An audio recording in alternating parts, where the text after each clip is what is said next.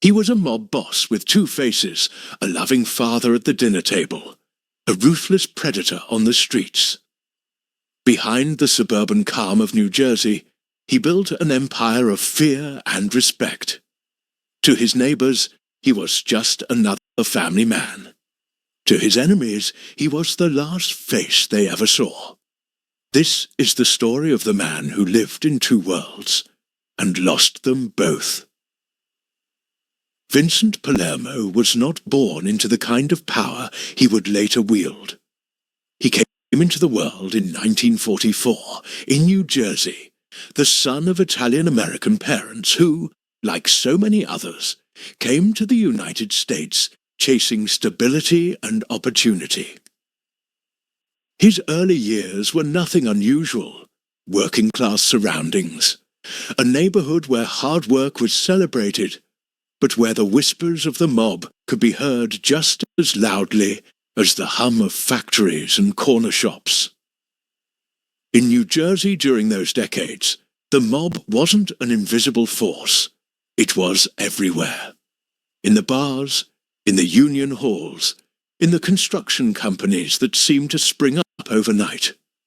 For young Vincent, the men who drove Cadillacs and wore diamond pinky rings weren't just shadows.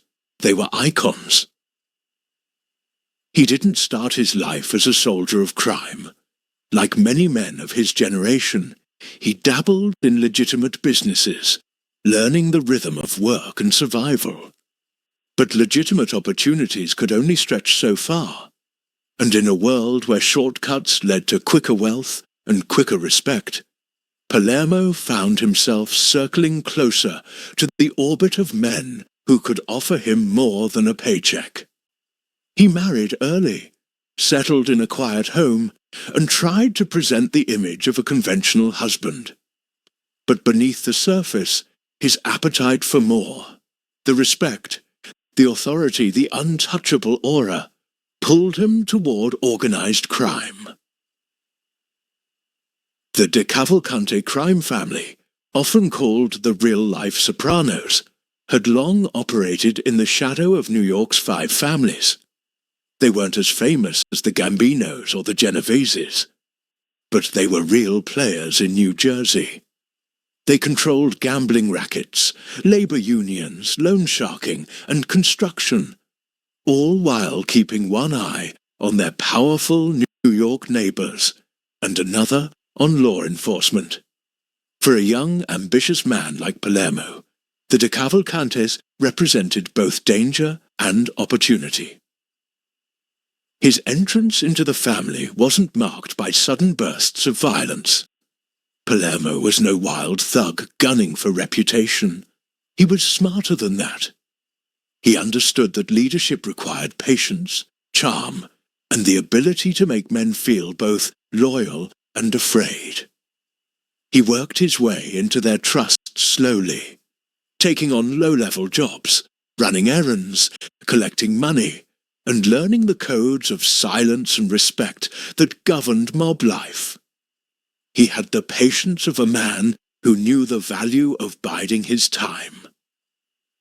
Through the 1970s and into the 1980s, Palermo proved himself as more than just another soldier. He was a man who could be relied upon, who could mediate disputes, who could make money without drawing unnecessary attention. He knew when to step into violence, but more importantly, he knew when not to. That balance, rare among mobsters, marked him as different. In a world full of hot-headed killers, Palermo was the kind of man who could actually hold power. The family bosses noticed. By the late 1980s, the De Cavalcante family was struggling. Leadership was fragmented. The FBI was tightening its grip, and younger members were clamoring for stability. Palermo rose through the ranks, first as a trusted associate, then as a made man, and eventually as part of the family's ruling hierarchy. His nickname, Vinny Ocean, reflected both his easy charm and his vast, seemingly endless ambition. He had the look of a suburban everyman, the kind of guy you might see mowing his lawn on a Sunday, or sitting in the pews at church. And that was part of his genius. To the outside world, Palermo looked nothing like a mob boss. He wasn't flashy, he wasn't constantly surrounded by bodyguards, and he didn't draw attention to himself in public. But behind closed doors, his presence was commanding. He could sit at the head of a table with soldiers, captains, and associates leaning in, waiting for his word. His voice wasn't the loudest, but it carried weight. The New Jersey underworld began to change with Palermo's rise. He diversified the family's business, focusing not only on gambling and extortion, but also reaching into construction and labor unions, industries that allowed for real, sustainable profit. He cultivated relationships with politicians, businessmen, and law enforcement insiders. He played both sides of the line, convincing the public he was just another businessman, while building his reputation as a feared and respected don.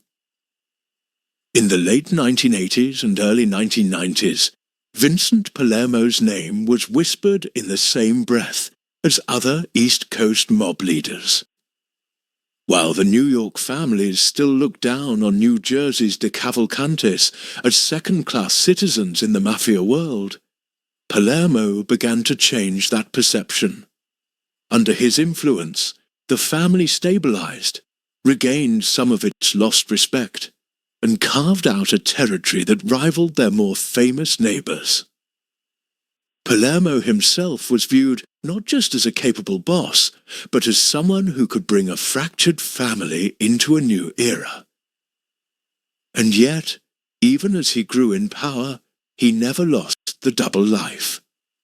At home, he was the image of a husband and father, keeping his darker dealings hidden from his family. He attended family gatherings, birthday parties, and church services. To his neighbors, he was just Vinny, the guy who seemed ordinary enough to blend into suburban life. Few knew that this man, smiling politely at block parties, was running one of the most dangerous criminal organizations in New Jersey. This duality, boss and father, predator and neighbor, would define Palermo's legend. He was not the kind of gangster who lived loudly, who basked in the blood and the fear. He lived in the shadows, careful and calculating, building an empire brick by brick while hiding it behind the mask of a family man. That balance made him dangerous, but it also made him vulnerable. Because in the underworld, secrets don't stay hidden forever. Palermo's rise through the DeCavalcante family mirrored the larger changes in the American Mafia. Gone were the days of open wars and flamboyant dons. The new era required subtlety, diplomacy, and careful maneuvering. Palermo fit this mold perfectly. He was a new kind of mobster, one who understood both the old codes and the new rules. But even as he perfected his role, the forces that had doomed countless mob bosses before him were gathering. Federal investigations, wiretaps, betrayals from within. For the moment, though, in the glow of his prime, Vincent Vinny Ocean Palermo was untouchable. He had risen from a nobody in New Jersey to the head of the DeCavalcante family, a man feared in the streets and respected in the underworld. To those who knew him, he was a walking contradiction. A suburban father who lived in the darkness of organized crime. And it was this contradiction that would make his story unforgettable. A tale not only of power and ambition, but of the fragile mask that every mob boss wears, waiting for the moment it cracks. By the time Vincent Vinny Ocean Palermo reached the top of the DeCavalcante family, he was no longer just another soldier clawing for respect. He was the man who carried the burden of leadership, and with that came both power and paranoia. The de Cavalcantes were not the glamorous, sprawling dynasties like the New York Five families, but in New Jersey their shadow was heavy. Every illegal bet, every bag of cash, every whispered threat could be traced back, directly or indirectly, to Palermo's influence.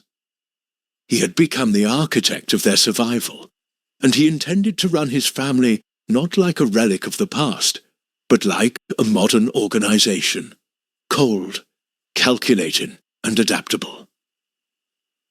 The heart of the family's empire was gambling. Sports betting, card games, numbers rackets. These weren't just side hustles. They were arteries pumping money into the family's pockets. Bookmakers operated out of dingy bars, back rooms of pizzerias, and suburban basements. Palermo oversaw it all with a quiet but iron grip. He made sure the family took its cut from every operation, and if someone tried to skim or hold back, they were reminded that this was not a democracy. Collectors would knock on doors in the dead of night, polite at first, but always with the threat of violence in their shadows. Palermo didn't have to give the order personally most of the time. His lieutenants knew the rules.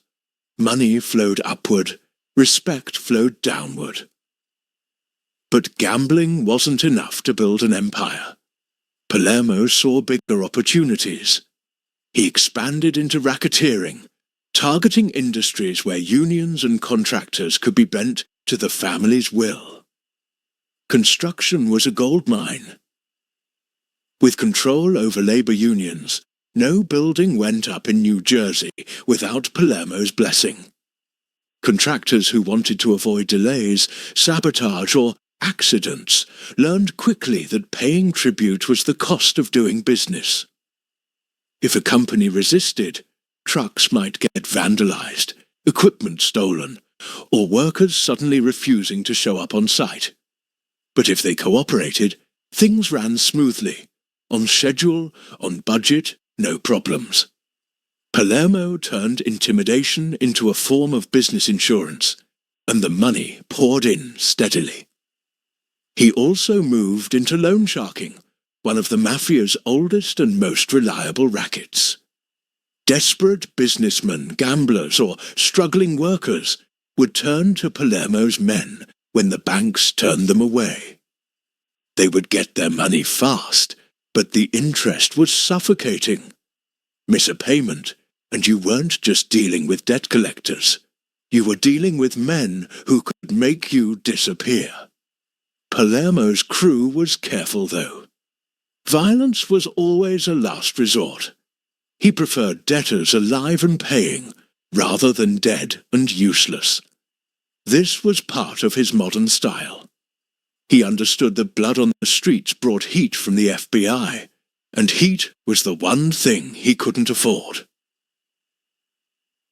Palermo didn't behave like the loud, flamboyant mob bosses of the old days.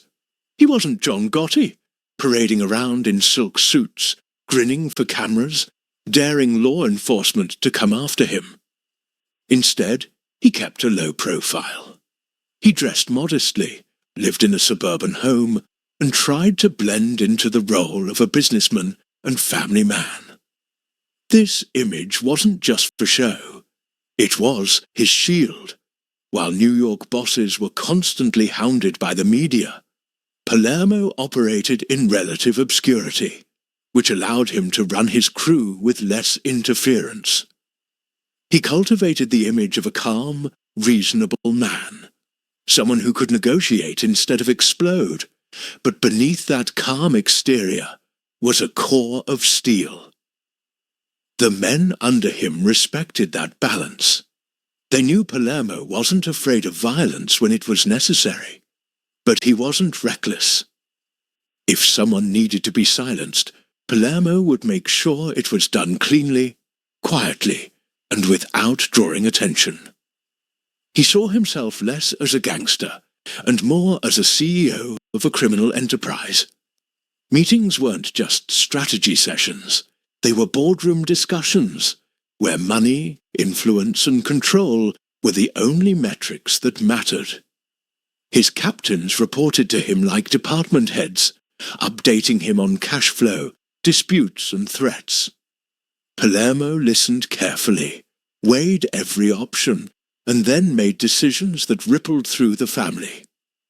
But power in the mob never comes without paranoia. Every handshake could hide a knife. Every smile could mask betrayal. Palermo knew this better than anyone. He had risen to the top in part because others had fallen, some imprisoned, some flipped, some buried. He was acutely aware that one day it could be him. So he watched his men closely, testing their loyalty, sometimes feeding them small pieces of misinformation to see if it would leak. He understood that betrayal often came from the ones closest to you, so he never let himself fully trust anyone. Wiretaps later revealed that Palermo often spoke in coded language, but even then he could be careless. He liked to talk, to explain himself, to reassure his men that he had everything under control.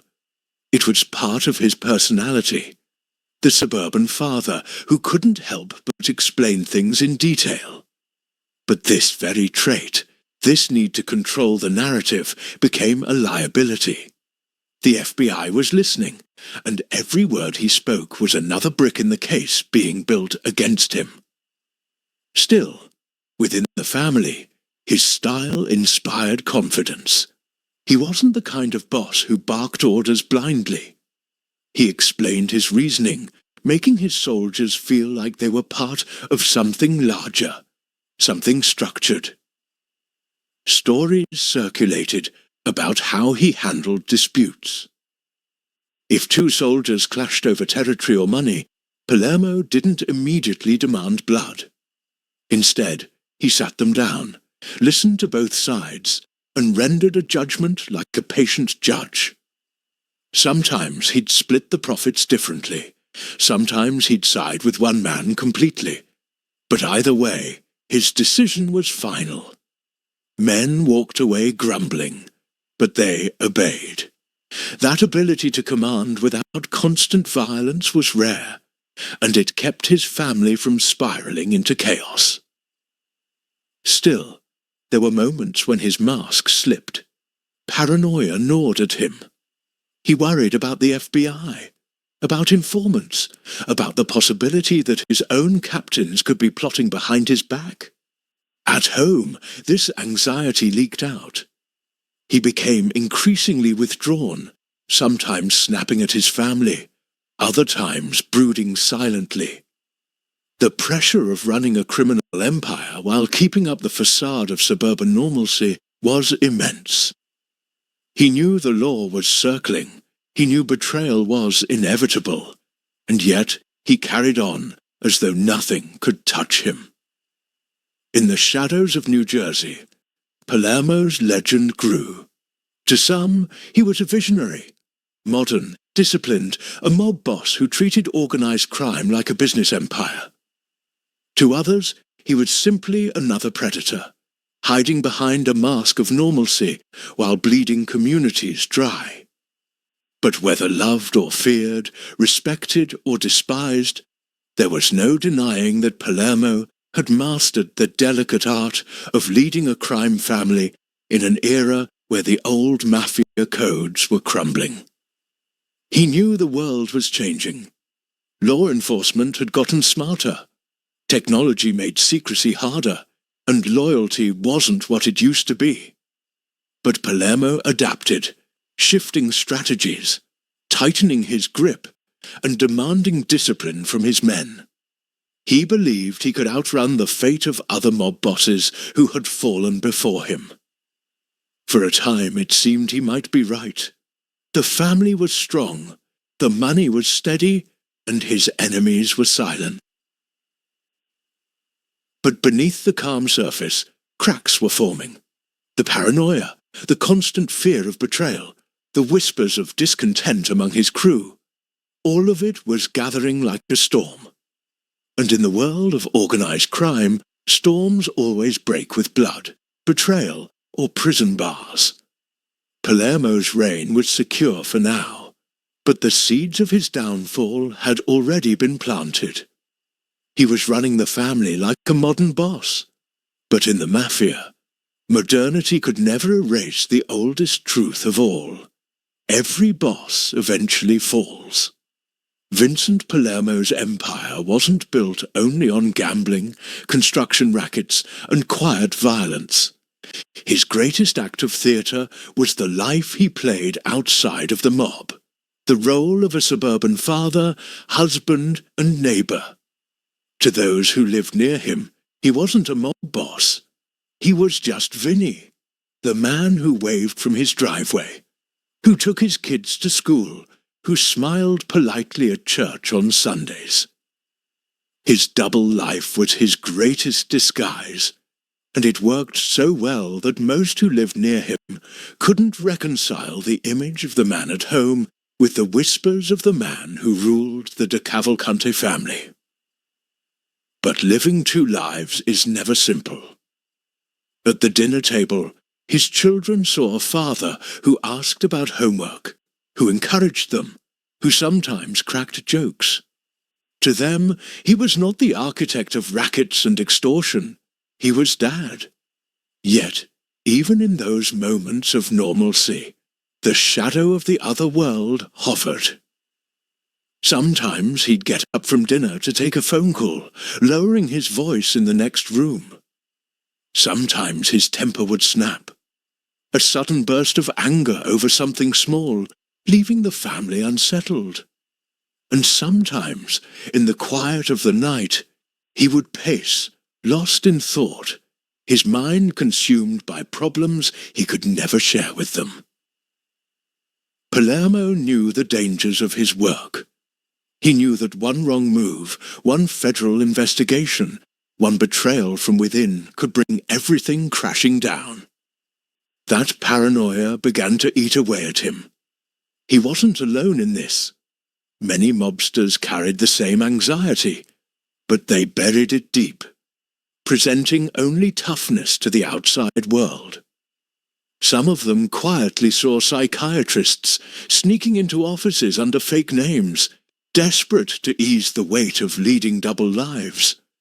Palermo himself was rumoured to have sought help, though he guarded that secret fiercely. In the world of organised crime, admitting weakness was deadly. If your enemies suspected you were unravelling, they wouldn't hesitate to exploit it. Still, the cracks showed. His paranoia grew sharper as the years went by. He worried constantly about informants. He'd sit in meetings, scanning the faces of his soldiers, wondering who was loyal and who was quietly cooperating with the FBI.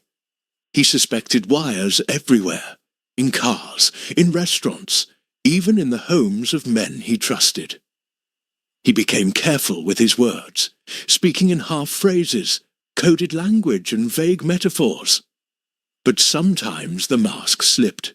He'd go on rants about betrayal, about rats, about how loyalty no longer meant what it once did. His captains nodded, agreeing, but some of them were already talking to law enforcement. Palermo's fear of betrayal wasn't just paranoia, it was prophecy. At home, the stress turned into a weight his family couldn't always ignore. His wife felt the distance, the constant distraction, the way his mind seemed always elsewhere. There were nights when he'd come home tense and silent, drinking more than usual, his thoughts locked behind a wall she couldn't break through. His children grew up sensing that something wasn't right, even if they couldn't fully articulate it. Their father was present, but absent. He was there in body, but often his mind was back in Newark, or Elizabeth, or wherever his men were running rackets and enforcing his rules. The hardest part of Palermo's double life was the contradiction between the codes he lived by. In the mob, loyalty was absolute. but it was loyalty based on fear and profit. At home, loyalty was supposed to mean love, honesty, and openness. He tried to balance both, but the lines blurred. He lied constantly, to his family, to his neighbors, even sometimes to himself.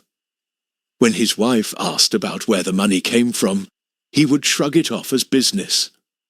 When neighbors wondered how he afforded certain luxuries, he insisted it was from investments. He was living a performance, and the act never ended. That pressure took its toll. Friends later recalled that Palermo was often tired, worn down by the constant stress. He wasn't a man who enjoyed his position without cost. He should have been celebrating power, basking in respect, but instead he seemed haunted. Running a mob family wasn't just about issuing orders. It was about carrying the fear of collapse every single day. The FBI was watching. The NY families were skeptical, and his own men were unpredictable. Each morning, he woke up wondering if it would be his last day as a free man, or his last day alive. In his darker moments, Palermo wrestled with guilt. He wanted to protect his children from the world he had chosen, but deep down, he knew they weren't entirely shielded. Other kids whispered at school. Families in the community sometimes kept their distance. And as much as he tried to keep violence away from his home, it wasn't always possible. Mob life has a way of bleeding into family life, whether you want it to or not. There were nights when knocks at the door brought soldiers with problems that couldn't wait. There were phone calls at midnight that pulled him away. His wife resented it, but she stayed, caught between love, fear, and resignation. Palermo wasn't the kind of boss who bragged about his power at home. He didn't flaunt his wealth in front of his family, nor did he bring them into his world the way some mobsters had. But even so, the tension was always there, like an invisible third presence in the household. His children grew up with the unease of knowing their father was different, even if they didn't have the words to explain why. That unease hardened them, shaping their lives in ways Palermo never intended. What haunted him most was the silence. In the Mafia, silence was sacred, the code of omerta. But in his home, silence became poison. He couldn't talk about his fears, his crimes, his doubts. He couldn't confide in his wife about the betrayals that gnawed at him, the threats that lingered in the shadows. Instead, he carried it all alone, bottling it up until it twisted him into someone colder, harder, more distant. Some nights he lay awake in bed, staring at the ceiling, convinced that the FBI was one step away from breaking down his door. Other nights, he worried that one of his captains was plotting to replace him, that someone he trusted would sell him out for a lighter sentence. He lived with these thoughts endlessly, like a record that never stopped spinning. The paranoia wasn't just a byproduct of mob life. It was the cost of survival. The higher you climbed, the more people wanted to pull you down. And yet, Palermo clung to his family as a lifeline. They were the one piece of normalcy he had, the one reminder that he was still human beneath the layers of power and fear. He loved his children fiercely, even if he couldn't always show it. He tried to attend their milestones, to give them stability, to shield them from the darkness he carried.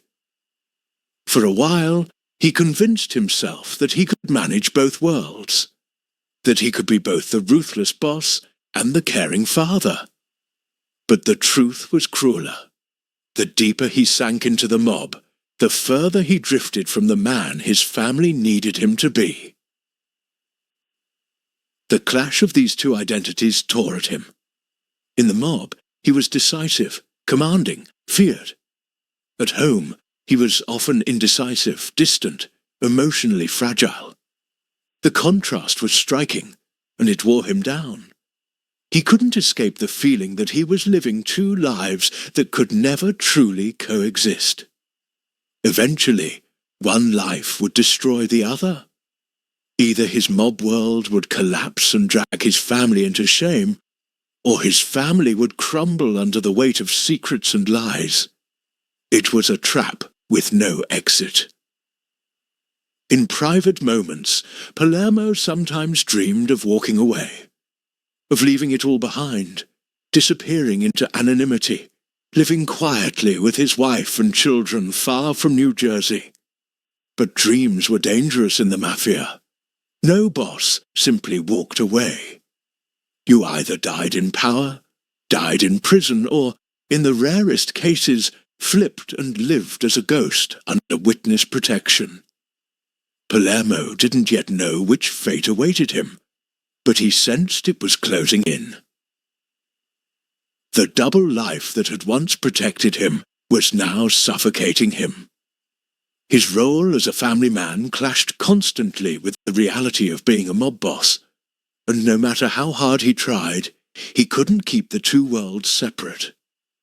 Each day, the walls closed in tighter. Each night, the paranoia grew louder.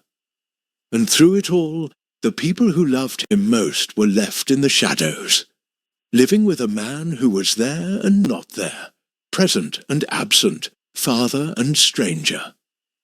In the end, Vincent Palermo's greatest struggle wasn't with rival gangs or FBI agents. It was with himself. The man who had built a life on control, calculation, and discipline could not control the war raging inside him. The war between the mask he wore at home and the crown he carried in the underworld. And like every mob boss before him, he would discover that no mask, no matter how carefully worn, could stay in place forever. The fall of Vincent Vinny Ocean Palermo was not a sudden collapse, but a slow, grinding unraveling. For years, he had balanced the weight of two lives, the ruthless don of New Jersey's DeCavalcante family, and the suburban father who tried to pass as just another neighbor. But every double life carries cracks, and eventually the cracks widen until the whole facade caves in. Palermo believed his caution, his quiet style, and his suburban disguise would shield him from the fate of so many bosses before him. But in the end, it was not bullets that brought him down. It was something far quieter, more insidious: wiretaps, betrayals, and the relentless patience of the FBI. By the mid-1990s, law enforcement had shifted its strategy against organized crime. Gone were the days when they simply tried to bust low-level soldiers and hope it led them up the chain. Now, the FBI was systematic. They planted informants, bugged meeting places, tapped phones, and pieced together webs of connections that revealed not just crimes, but hierarchies, alliances, and inner workings. Palermo, despite his paranoia, underestimated how deeply the Bureau had penetrated the DeCavalcante family. The fatal mistake was conversation. Palermo liked to talk. He wasn't a flamboyant show-off, but he had a habit of explaining himself, of walking his men through decisions, of talking strategy like a corporate CEO. To his crew, this gave him authority. To the FBI, it was gold. Wiretaps captured him and his men, discussing family business far too openly. They talked about money, about violence, about rivalries, all the details that mob bosses were supposed to keep vague or unspoken. Palermo thought his careful language would shield him, but the agents listening didn't need perfect clarity. They just needed patterns, names, and context. Piece by piece, they were building a case that could choke the entire family. As the investigation deepened, the Bureau leaned on smaller players first. Associates, drivers, low-level soldiers, men who had less to lose and more to gain from cooperation. Some crumbled quickly, giving up scraps of information in exchange for lighter sentences. Others were flipped deliberately, wired with hidden microphones to record conversations with captains and even Palermo himself. The walls of secrecy that had once protected the Mafia were gone. The old code of omerta, the vow of silence, had eroded. Fear of prison was now stronger than fear of the boss. Palermo felt the shift, even if he didn't know how deep it went. He grew more suspicious, more withdrawn, but suspicion wasn't enough. The betrayals were already in motion. Men he trusted were quietly selling him out, feeding details to law enforcement while smiling across the table. He could sense loyalty thinning, but in the Mafia, once the rot sets in, there's no stopping it. The FBI made their move in waves. Raids, indictments, and arrests struck the De Cavalcante family like thunder. Soldiers were dragged out of homes in handcuffs, captains were hauled into courtrooms, and Palermo himself suddenly realized he was at the center of a tightening noose. The evidence was overwhelming. Hours of wiretap recordings, testimonies from informants, financial records that tied him directly to rackets. He had built his empire carefully, but not carefully enough. In those final months before his decision, Palermo lived in a haze of pressure. The image of the suburban father was slipping away. Neighbors saw the news stories. His family couldn't ignore the headlines. His own children now had to confront the truth. Their father wasn't just a businessman. He was a mob boss under federal siege. At home, the strain was unbearable. His wife demanded answers he couldn't give. His children withdrew, and the walls of silence that had once protected them now closed in like a prison. Inside the mob, the atmosphere turned poisonous. Men whispered about who might flip next, who could be trusted, who was already working with the FBI. Fear fed paranoia, and paranoia fed betrayal. Palermo watched his family crumble from the inside. Captains who once swore loyalty avoided him. Soldiers who once pledged to die for him were suddenly hesitant, their eyes full of doubt. The respect that had once defined his rule was slipping, replaced by suspicion and resentment. Palermo faced the same choice that had broken so many bosses before him. Fight to the bitter end, go down with the ship, or do the unthinkable, turn on his own. For decades, flipping was considered the ultimate betrayal. To break omerta was to break the spine of the Mafia itself. But by the 1990s, the culture of silence was already shattered. Bosses, underbosses, even consigliere had begun turning government witness, trading honor for survival. Palermo wrestled with it. To remain loyal meant decades behind bars, leaving his family alone, disgraced and struggling. To flip meant betraying everything he had built, betraying men who had once trusted him, betraying the very code that had defined his life. It was a choice between loyalty to the mob and loyalty to his family. And in the end, family won. When Palermo agreed to cooperate with the government, it sent shockwaves through the underworld. Here was a man who had once been the picture of calm authority, the modern mob boss who claimed to be different. Now he was just another rat in the eyes of his former crew. But for the FBI, he was a prize. Palermo became one of their most valuable witnesses, spilling details about the inner workings of the De Cavalcante family, its structure, its rackets, and its connections to other crime families. His testimony helped dismantle the very empire he had built. The betrayal cut deep. Men who had once sat at his table cursed his name. Soldiers who once swore allegiance now swore vengeance. But Palermo was gone, vanished into the protection of the government. He traded his old life for a new one, in witness protection, living quietly under an assumed name. From feared mob boss to suburban ghost, his fall was complete. For the mob, his decision was a death blow. The De Cavalcante family, already weakened by law enforcement pressure, crumbled under the weight of his cooperation. Trials ended in convictions, leaders were locked away, and New Jersey's once proud crime family became a shell of its former self. Palermo's choice didn't just save him. It destroyed the very thing that had given him power. His family, too, bore the scars. They lived with the shame of knowing their husband and father had betrayed the mob.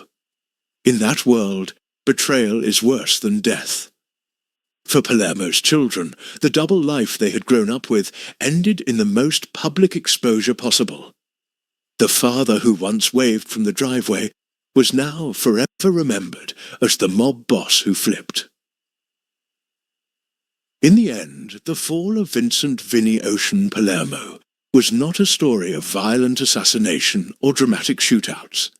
It was quieter, sadder, and in some ways more devastating.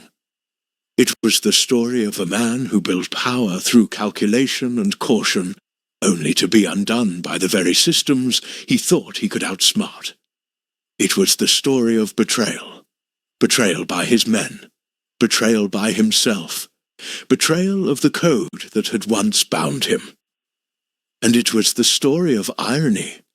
Palermo, the boss who lived a double life as a mobster and a family man, ended up choosing one over the other. He chose his family. He chose survival. And in doing so, he ensured that his name would never be remembered with the same dark respect as the bosses who died loyal. Instead, his name is remembered with a word no mobster ever once attached to it: rat. The fall of Vincent Palermo wasn't just his downfall. It was a symbol of the end of an era. The Mafia that once thrived on silence, loyalty, and honor had eroded into a world of fear, betrayal, and government deals. Palermo didn't just witness that change, he embodied it. His story closed the book on the old myths of mob life, leaving behind a lesson that still echoes. In the world of organized crime, the greatest enemy is never the FBI, nor rival gangs. The greatest enemy is always the betrayal that comes from within. He was feared in the streets, loved at home, but in the end, his own choices turned him into the thing he hated most, a rat. That one word, spat like venom in the underworld, would become the defining mark of Vincent "Vinny Ocean" Palermo's life. A man who once commanded soldiers, controlled rackets, and walked as the quiet don of New Jersey, now remembered not for his power, but for his betrayal. The story of Palermo is not just the story of one mobster. It is the story of organized crime in America, at the turn of a century, its rise, its contradictions, and ultimately its decay. And like every great mob story, it is riddled with irony. He had everything: money, respect, fear, the loyalty of soldiers, and the love of his family. And yet, the very world he built consumed him. His downfall was not just the result of the FBI's patience, or his crew's mistakes, or even the betrayals of men he once trusted. It was the collapse of an illusion. Because in the mob saying, nothing lasts forever. Palermo's tale began in the suburbs of New Jersey, a place where organized crime seemed more myth than reality. To outsiders, the Mafia was a New York story, with the 5 families looming like kings across the Hudson. But New Jersey had its own bloodlines, its own players, its own bosses. The De Cavalcante family, often overlooked, often underestimated, was very real, and it was here that Palermo rose. He was not born into the Mafia aristocracy, not a child of famous dons or feared capos. His rise came from opportunity, calculation, and a willingness to play the long game. While others sought attention, Palermo sought results. While others thrived on violence, he thrived on control. He was not the loudest in the room, but he was often the smartest. That, perhaps, was his greatest weapon, and also his greatest flaw. Because intelligence breeds paranoia, and paranoia, in the mob, is like a cancer. As he climbed the ranks, Palermo built himself into something different from the stereotypical mob boss. He wasn't the cartoonish gangster with rings on every finger, nor the brute who ruled by fists and guns alone. He was a modern don, calculating, cautious, and deeply aware of his image. He played the part of family man, the husband at the dinner table, the father who cheered at his children's milestones. Neighbors knew him as Vincent, not Vinny Ocean. To them, he was a businessman, respectable, clean. But behind that mask was another life. Soldiers answering his calls, construction rackets feeding him cash, gambling dens and loan-sharking operations bowing to his authority. Violence simmered beneath the surface, not always his hand, but his orders, his approval, his nod. He wore 2 faces, and for years he balanced them. But balancing 2 lives always comes at a cost. At home, he wrestled with the weight of lies. His wife questioned his hours, his money, his mood swings. His children felt the distance between the father who kissed them goodnight and the man who vanished into the darkness afterward. And inside him, a war raged, the desire to be both protector and predator, to be both father and don. That duality sane is what breaks most men. By the 1990s, cracks began to show. Law enforcement had learned its lessons from chasing mob bosses in New York. They no longer relied only on low-level busts or chasing flashy crimes. They studied, tapped, recorded. They built cases brick by brick until the weight was undeniable. Palermo and his men thought themselves careful, but the FBI was patient. Wiretaps captured conversations that should never have been spoken aloud. Soldiers whispered too freely. Captains discussed business as though their words were not being carved into evidence. And slowly, inevitably, the noose tightened. Palermo's paranoia deepened. He suspected betrayal, but could not find its source. He sensed weakness in his men, but could not stop it. Loyalty in the mob is currency, but in his family, loyalty was draining like blood from an open wound. Then the hammer fell. Arrests, indictments, courtroom dramas. The empire that once seemed untouchable began to crumble. Captains turned on soldiers, soldiers turned on captains, and the code of silence, the sacred omerta, lay shattered. Palermo faced the choice that has destroyed so many bosses before him: rot in prison as a man of honor, or betray the life he swore to uphold. And he chose betrayal. That decision sent shockwaves, not just through his own family, but through the entire underworld. The quiet don, the calculating boss, the man who had seemed so steady, so unshakable, was now a government witness. He took the stand not as a man of honor, but as a man desperate to save himself. For his former brothers, his name became poison. To the men he had once led, his legacy was erased. He was no longer a don, no longer a leader, no longer even a man. He was a rat, and in the Mafia scene there is no insult greater, no label deadlier. But for the FBI, he was a treasure. Palermo's testimony pulled back the curtain on the De Cavalcante family. He revealed structures, connections, the intricate webs of power and money. His words dismantled the very machine he had once oiled and protected. Trials ended in convictions, prison terms mounted, and the New Jersey mob became a shadow of itself. And so the contradiction reached its peak. Vincent Palermo, the man who built his life on loyalty, ended it with betrayal. The man who prized family above all, destroyed dozens of families with his words in court. The man who craved respect was left with infamy. The tragedy is layered. His wife and children, once shielded by the suburban facade, were left with the shame of his choices. The community that once admired his apparent success saw the truth revealed in headlines.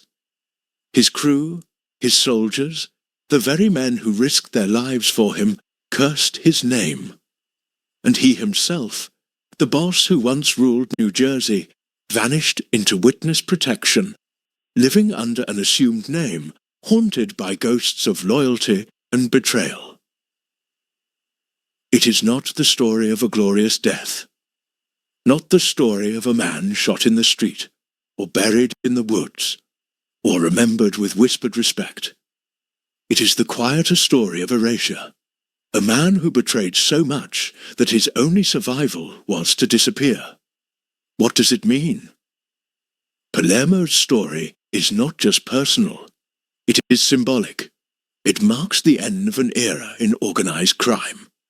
For decades, the Mafia thrived on fear, silence, and respect. Bosses could count on omerta, could count on loyalty, could count on men going to prison rather than turning.